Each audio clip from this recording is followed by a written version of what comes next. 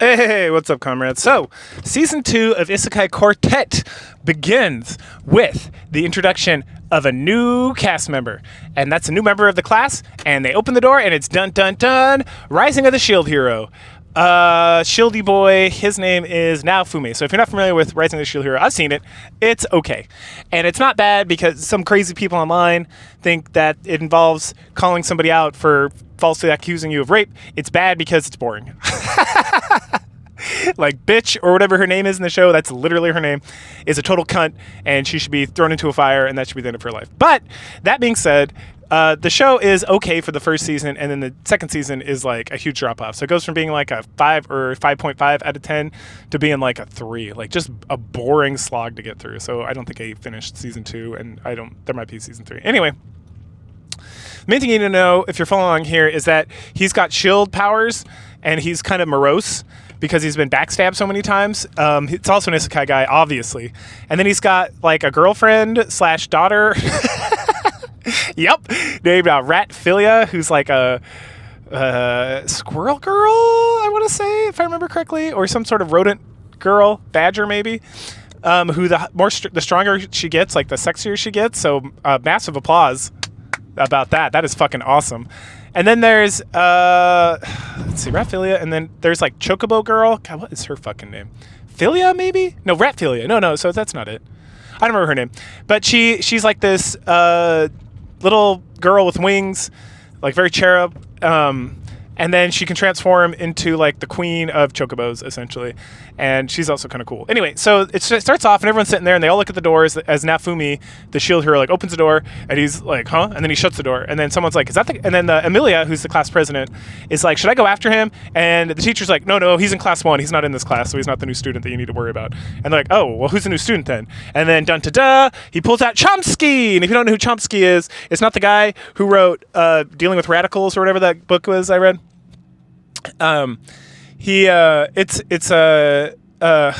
Shoot, having a brain fart. It's Megumi's cat from the Konosuba world, and everyone's like, a cat? They get like a funny discussion about that. Then so the episode continues. There's like a baseball match, and we get Darkness. Obviously you can't hit anything worth shit because she has 0 skills in fighting because she's all about that defense. And so she decides that she's going to leap in front of the ball to get like a ball, and it's also a strike because you can't try to get hit in like the strike zone, right? I mean, you can kind of like lean into it a little bit, but if you're going like hog wild like she did while she's having like her fucking orgasm, God damn it, Darkness, then it's a strike. Meanwhile, we have Kasuma and Ainz just kind of like walking around the school, and they bump into Ratphilia, and they're like, hey, what's up? And she's about to attack Ainz, and Kasuma's like, whoa, don't do that. He's fine. He's not a monster. I know he looks like a monster, but he's a good guy.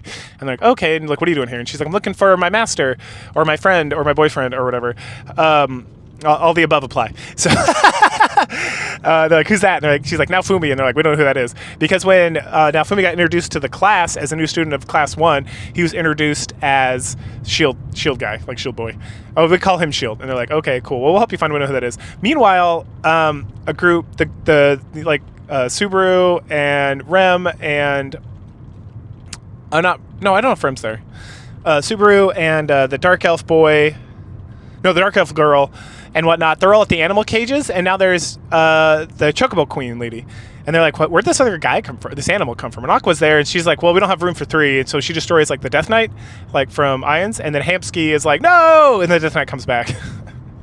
And then the Chocobo lady starts talking, and she's like, I need to find my master, Naofumi. And they're like, what? And so then everyone's like meets up at this baseball game finally, and they all, the girls are about to get like hit with like a super chart, because like one of the elf boys, I think the elf boy, the dark elf boy from Ainz World, he like hits the baseball so hard it's gonna like kill both of them.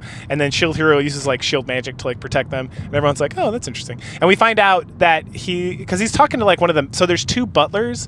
There's the Ainz butler with like the eye patch. And then there's another butler, which I didn't recognize. I was trying to figure out. I mean, to me, he's got to be from the ReZero world, because they got like maids and a butler.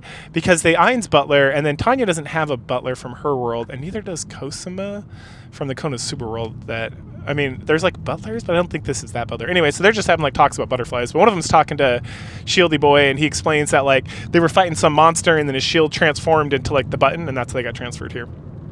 Anyway, so Shield boy saves, and that's the end of episode 1. So episode 2. rolls in, and it focuses on Kasuma and then some of Tanya's men, like the lower enlisted guys, and how they're so thirsty for like the drink. They want to get drunk so bad, but like they don't sell alcohol anywhere. And apparently the innkeeper guy from Konosuba's world, or the one of the like the merchant, the blacksmith from Konosuba's world here, and he's selling stuff, but he doesn't sell alcohol because they're students or something. And then one of them remembers that, like, oh, you know who has alcohol? Like the principal, who the principal is like the general from the Tanya world. So they're like, okay, well, he's going to be gone tomorrow, so after class, let's break into his room and get the alcohol. And then they go to do that, and Aqua shows up, and she's like, can I help? And they're like, yeah, for sure. And he's like, please no, Aqua, please go away. Like, you're not going to make this any easier. And they get into like a little fight, and the boy, Kasuma, essentially gets outvoted. So Aqua comes in and fucks everything up immediately. And the first thing they have to deal with is like laser beams that are going to like shred them. And they get past that point, and then they get attacked by like the frogs from the Konosuba world that like eat you and you get slimed. And so then two of the boys get eaten real quick, and that leaves three of them left. And then Kasuma comes up with a plan. He's like, well, there's two of them left, so two of us can go get eaten, and the fourth person can escape with the wine, and everything will be great. And so then the other Tanya guy is like, I'll do it, and he runs. And then Aqua's like, your turn, Kasuma. And Kasuma laughs. He's like, you're a fucking idiot. And then he uses stealth to disappear. And so then Aqua gets chased by the frog while she's carrying the wine bottle for a while. And then she runs into like Raphaelia and Naofume, and she's like, help, help. And he's like, I will protect you. And then he casts like a shield prison, which is one of his abilities to protect himself, around him and Raphaelia. And Aqua's like, that doesn't help. And then finally she gets eaten up by the frog, leaving the wine bottle on the ground. And so Kasuma picks it up and he's like, oh yeah, thanks you guys. And then he turns around, and there's Ram from ReZero with Roswell. And Roswell's like, well, look what we have here. It looks like you've all broken the rules. And he summons the rest of the frogs. They're all there. And then Kasuma's like, Ram, you ratted us out. And she's like, of course I did. I'm an asshole. And then they're all going to get detention. Bum, bum, bum. So now it's time for the crew to suffer detention. Dun, dun, dun. And we get like a blacked out image of a dude with like a cursed looking staff. I didn't recognize it. I'm trying to remember. But it's something about like putting bugs or something in the guy's hair, in their like hair or in their ears or something, to make them feel like zombies as a form of like torture or whatnot. Anyway, it starts off, and everyone in the class finds out that Kazuma, Agua, and Tanya's subordinates are suffering from this, and then the teacher is the Tanya colonel, and Tanya like have this look where the guy's like, Tanya, I expect you to show some compassion for your teammates or your subordinates or whatever. And Tanya's like, yes, I will punish them accordingly. And he's like, that's not what I meant. Anyway, Amelia and some of the other individuals are concerned about the detention. Like, it seems to really be like destroying the people who are involved with it, like at a fundamental level. And they're like, so they go to the teacher to see if there's any way they can get them out early from it, or if they can like be forgiven so they don't have to keep being like tortured essentially by the detention. And then the teacher is like, oh yeah, I mean, if they do a good deed, the principal will forgive them, and then they can be recovered from that. And they're like, okay, we got to find a way to do a good deed. And then later on, they're doing like some chemistry project where they're trying to light like a Bunsen burner, but like they come up with an insane idea where a couple of the guys, like Tagurachoff, create like a barrier, and then Megumi like around the Bunsen burner, and then Megumi like casts the explosion magic inside the barrier, and it just like blows up the whole like chemistry project. Now the shield does protect everybody, so it completely destroys this small little area of the lab, but what it also does is crack into like the water in the school or whatever, so the whole school starts flooding. And then we head over to the principal's office, and he's sitting there, and then his subordinate is like, sir, I sense water coming. And the guy's like, yes, there must be some way to stop this. And he's like, well, my major concern is your cigars. And he's like, it's so the principal / general runs out, and he finds like the detention crew, and he's like, I need you all to stop this water immediately. And they're like, well, can we get out of detention if we do this? He's like, yes, no more detention if you save my stogies. And so then they use like the Tanya crew, they use their like barrier magic, and then Kasuma opens like a window. This is something about him stealing, but I wasn't quite sure exactly what it was.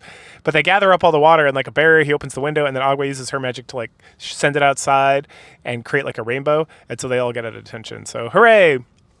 Episode 4 is testing day. So Roswell announces a test, and then Ainz is like, so what happens if you fail this test?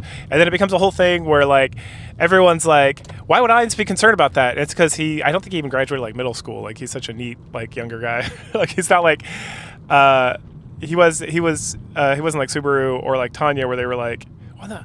I thought Ainz was like I thought he was a salary guy, but yeah, he said something about not even being able to pass like middle school or like almost failing out of middle school. So he's like real dumb when it comes to like academics.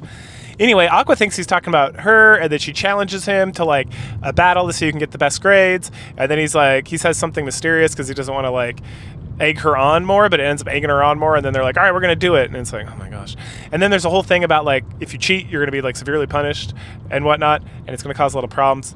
But then like, you know, so people are like really studying hard for this and whatnot. So we see them little study groups going out and about. But then obviously Cosmo's planning on cheating by switching tests with somebody. And Agwa's planning on cheating. And then Ainz is also planning on cheating. I'm trying to think. Yeah, so there's a bunch of like cheating planning going on. And then Tanya makes some comment about if she catches any of her subordinates like cheating or doing anything, there'll be like severe punishments. And she also offers Aqua like some severe like intense study program, like what she does with like almost killing her subordinates in the mountains and whatnot. So the day the test arrives, and Ainz is sitting there very concerned because he like opens up the test and he's like, I don't know any of this shit. And so he like looks around the room and he's like, I don't feel good about this, but I have to do it. And so he stops time, and then he starts looking over at Kurachov because she's really smart to like copy some of her answers. And then he sees Agua get up, and he's like, oh, Agua, that's right, she's a goddess, so maybe she's not affected by like his like time stop spell. So he just sits there and pretends to be time stop, and she wanders around and she's like, oh, this is an excellent chance to cheat. And so she starts like cheating. And then Tanya's like, what are you doing? And she's like, and she's like, should I report you that you're cheating in this test? And she's like, no, please, something. And then Subaru also is like not affected, and for some reason, and then Ainz is like aghast because it's like a level 11 spell, and he's like, I don't know a single person in like my world that can like resist like a level spell, and you have 3 here. This place is like insane. And so finally they're arguing about stuff, and he's like, oh, fuck it, I give up. And so then he like unstops time and just tries to take the test, and Agua gets like caught standing in the middle of the room. And so Roswell's like, Aqua. The voice actor is excellent on this guy. And I listened to the Japanese one too a little bit, and he's also excellent. So like, they exist. America, even there's voice actors that are good. They exist. I don't know why Nikkei Goddess of Victory can't find any of them. Like the voice actresses for that game are almost universally bad, especially compared to the Japanese ones. But so, you know, there's good American voice actors. They exist. And then when I watch a lot of anime, they're in there. The Nikkei Goddess of Victory thing is very confusing to me. This is like a totally off tangent. But if you follow me at all on my stuff, every Friday I talk about Nikkei Goddess of Victory, and I do it purely in Japanese because the Japanese voice actresses are peak. While I tried the American voice actresses, and they were like god awful. Like I don't know, kind of like Tumblr, Tinder. I don't know where they found these ladies, but they are not very good, and it's like embarrassingly bad. Then I play like video games like Claire Obscura and like other things, and it's like there's lots of like good voice actors and actresses out there. I don't know why the Nikkei ones are just like they're like like they got these like whiny voices, and they're like not very emotive, and I don't know, they're not good. They're so bad. They're so fucking bad. Anyway. But Roswell in this is excellent. In fact, all the voices are excellent. They all do a great job. They even have that there's like that chick who does stuff like Bob's Burgers, who's Tanya, and she's so annoying in that. And she's annoying when I've seen her in like 30 Rock as well, but her Tanya is excellent. So like, it's just kind of confusing. Anyway, back to the thing. So Tanya, yeah, so Aqua gets severely punished, and then Ainz looks at his test when he's done. He's like, well, I did the best I could. And then it looks completely insane. And it's like clearly Cosima like traded with him. So they're both going to fail. Dun, dun, dun. The next episode is episode 5. It's Valentine's Day. And so we get this like creepy dude that I don't recognize from anywhere. But he's like, he was all about love. He's like death and love. And then we get like a whole side thing with him like helping Albedo make like the perfect Valentine's Day treat for Ainz. And if you're not familiar, in Japan, there's like 2 of these like Valentine's Day holidays. There's White Day, and then there's Valentine's Day. Let me see if I get this correct. So Valentine's Day, girls confess their love by giving chocolate to the people they like, and then on White Day, it's like the opposite. I think it is chocolate. Now I'm not like I'm a weeb, but I don't keep track of this stuff because you know I'm not that much of a weeb. But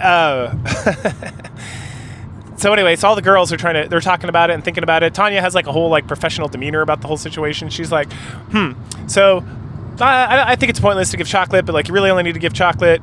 Like she's like, I love Valentine's Day because it's like capitalism, and I'm all about capitalism. But like you just find like the cheapest chocolate possible, and you can give it to some people. Like I don't know, maybe I should give chocolate to my subordinates. Maybe that's the thing I should do. I don't know. And everyone else is like trying to figure out like who they're going to give it to. Amelia's going to give it to Subaru, obviously. So is Rem.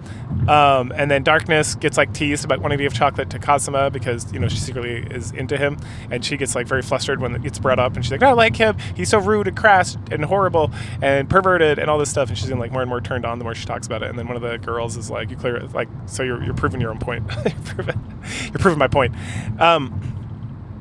And then there is let me think, who else? Oh, and then obviously like Albedo, also like everyone in the Overlord world is making chocolate for Ainz. And so then we get, all that stuff goes. It's kind of funny. It's cute and adorable. And then we get like the credit scene where everyone's like giving their chocolate and being happy. Oh, there's a whole thing where Kazuma tricks Weiss, who's like the second in command of Tanya's crew, to beg for chocolate in like a very like crazy way. And he gets like completely blasted by Rem when he does that in Darkness.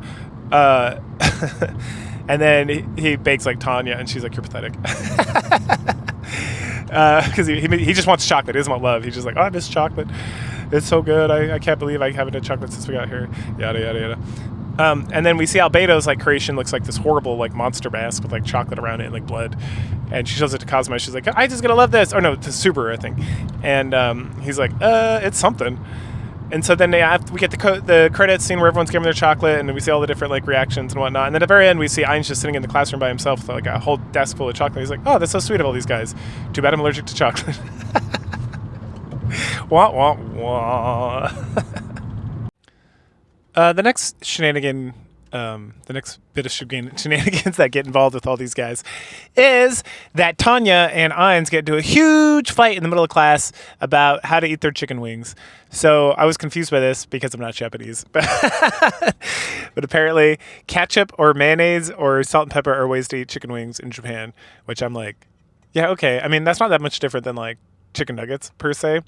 But it's just interesting. It's probably because I'm a decadent American and we just have like 50,000 different ways we like to spice up our buffalo wings. But I guess that's what it is over there.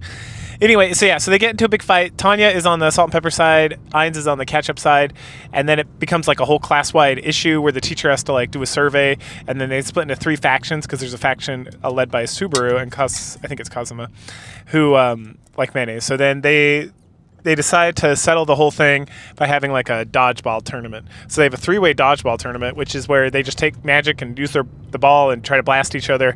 And so it goes around for, we get like various people doing various attacks and super attacks and counter attacks and whatnot. And then finally it gets to Ainz and Megumi, who power up with like their super powerful spells. And then Tanya uses her like shielding spell and they deflate the ball. And then I guess it's just like a 3-way tie. But this game goes on like all day. And at the end they're like, what were you fighting about? And then they start talking about going to get croquettes, which is it's like a French thing that Japanese people find very popular. I don't know exactly what a croquette is. It's like a meat pie, I'm pretty sure. Anyway, so that's dodgeball. Next up, it's time for physicals. Hooray. So all the kids need to get their physicals done. Yep. Or all the characters. And so they go do that, and then there's like a whole conversation on the boys' side about Kazuma. Oh, they get the shield hero to come make sure the boys don't perv on the girls, but then he doesn't give a fuck if they perv or not. So then Kazuma's like talking about how someone's got to go like check out the girls because that's like a traditional thing to do. And then all the boys are like, well, you should go. You have the highest luck, and also you're a pervert, so like it's the least bad for you. And then someone's like, yeah, I'm kind of surprised you're still here, to be completely honest. So he goes to do that. We go to the girls' side, and Rem has to chain up Albedo and God, what's her name? Altair? Oh, no, that's what it is. The vampire girl, the vampire lily girl. I think it's Altair. If I remember correctly, so that they don't sneak off to look at Ainz and his skeleton goodness. And then people are getting physicals. Wiz is there. Wiz is the lich with the giant breasts from Kazuma's world. She was one of like the Demon King's generals, but then she just wanted to like open up a shop that she's very bad at running. And then the mask guy comes and helps. Anyway. You can see Konosuba seasons 1 through 3 to get more of that goodness. But, and then there's like a funny gag with her trying to like measure people's heights, but like Tanya, she has like a little cowlick or whatever you call it with her hair. that she can't get pushed down, so she can't get an accurate height and whatnot. And then, they jibber jabber back and forth. And then at the end, Kazuma's not even like sneaking up on him, and Darkness gets very sad about that whole situation. Then next up is a part-time job episode. So Jagurachov, the lieutenant for Tanya, one day after school, she just like sprints out of there, and then someone's like, "What's she doing?" I'm like, "I don't care, I don't know." And then we get this like funny thing where it's like Subaru's like, "All right, I'm gonna go to like the meat market or whatever," and then Rem's like, "I'm gonna come because I love you," and then he's like, "Amelia, you want to come too?" She's like, "Sure, I got nothing else going on," and then Bianca, the little girl's like, "I guess I'll go with you too," and then they invite Rem's twin, who is like a tsundere for Subaru, I guess. I don't know, I've never seen ReZero, right? That's actually, I'm gonna watch that next on my list after this, figure out what's going on with that. Anyway, so but she decides to go along too because of croquettes or something. So they head out, and then one of I think it's Wise, the second in command for Tanya. He's like, "Wow, that guy's so popular with the girls. I'm so jealous." And Kazuma's like, "Yeah, he is popular with the girls. Good for him." And then like all his ladies, like all his wives, like Agua, Megumi, and Darkness come over, and they all are like fighting because they want Kazuma to go do like whatever, like go to the farmer's market or go look at this thing or do something else. And he's like, yeah, fine, let's go. And then he leaves, and then Weiss is like, "Oh, he's popular with ladies too." And then Tanya's like, "You okay?" And he's like, "I'm sad." So anyway, then we find out that Jagurachov is working like 16 different part-time jobs, like at a karaoke, at the grocery store, at all these places, because everyone sees her. Like I think it's I'm trying to remember who sees her. I think Subaru and his crew, they see her at the meat market with the butcher guy from Kasuma's World. Yep. And they asked Tanya about it, and she's like, "I don't know, she's working a part-time job." And then someone else is like, "Hey, guess what I saw yesterday?" And like, "What?" And apparently she's working like all these part-time jobs. And so finally she comes in, and they question her about it, and she tells them that she's trying to save up money because I guess like there's a special lunch, and it costs 30,000 yen, which is like $300 or something American, or 280 or something. Anyway, it's a lot.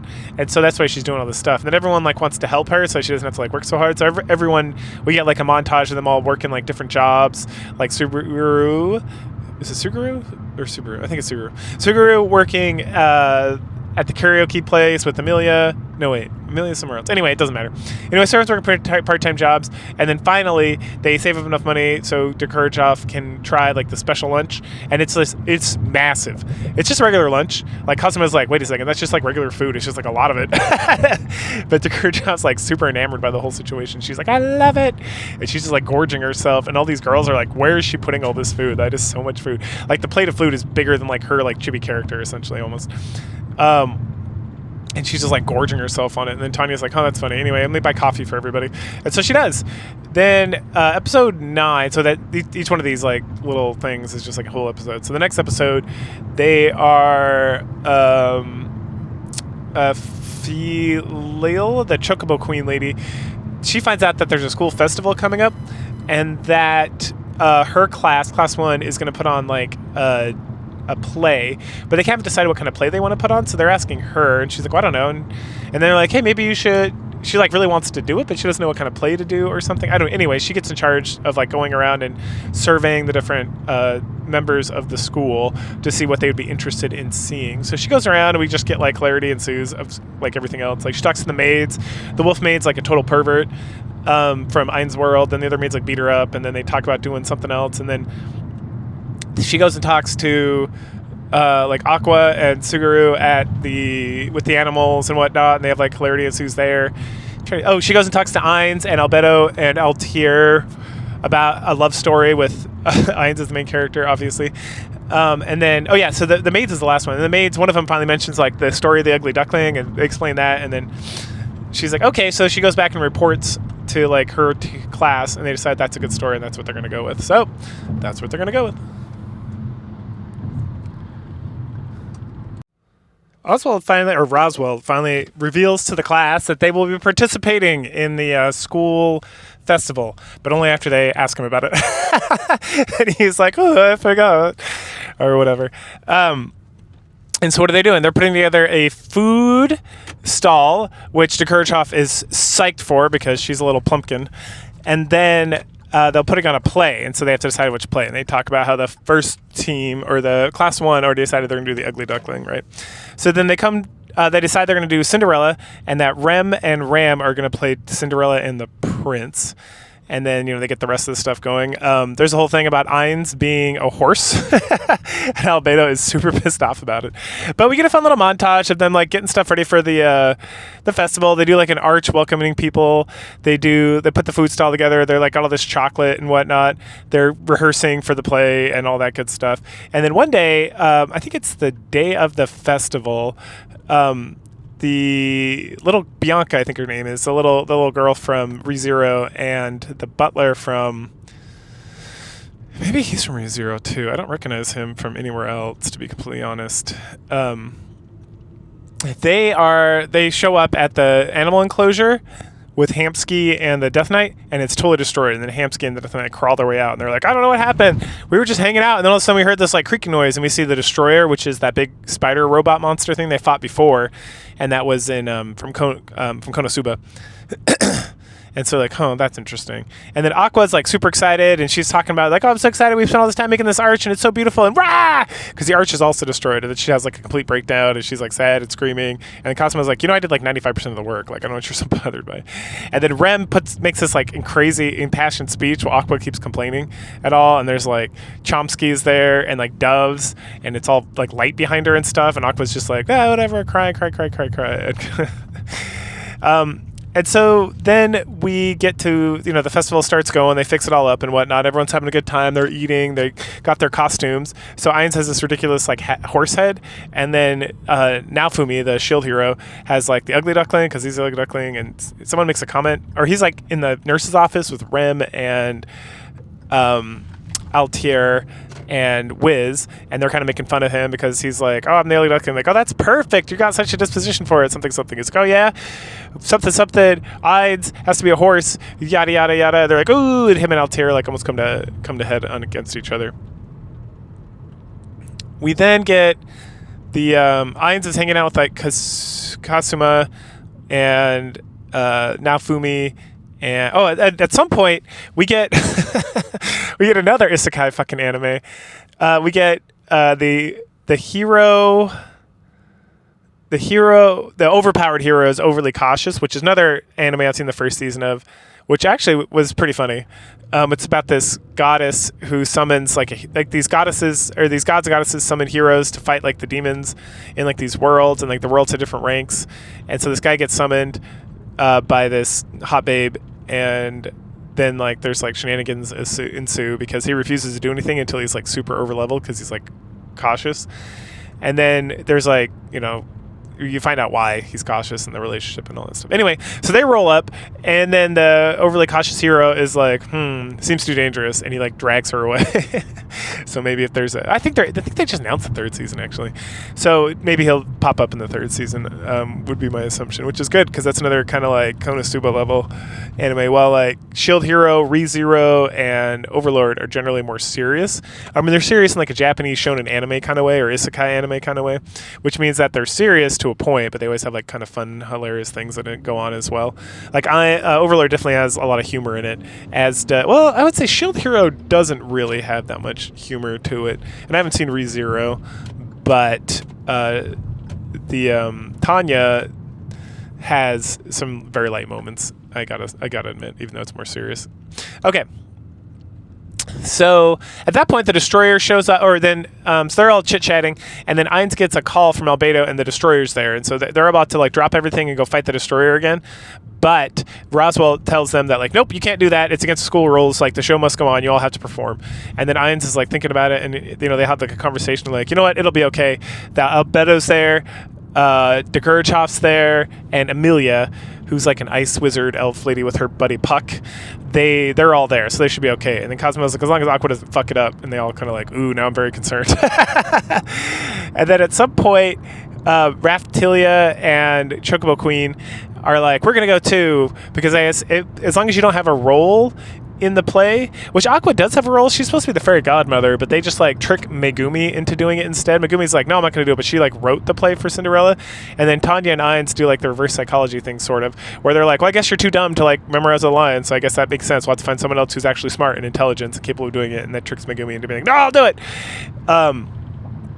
And so they get that settled, and then the girls are like ready to fight the destroyer, the four of them plus Raphtilia and God, I can't remember her name. It's like Philia. It's Raphtilia. Is Raphtilia and Philia? It might be.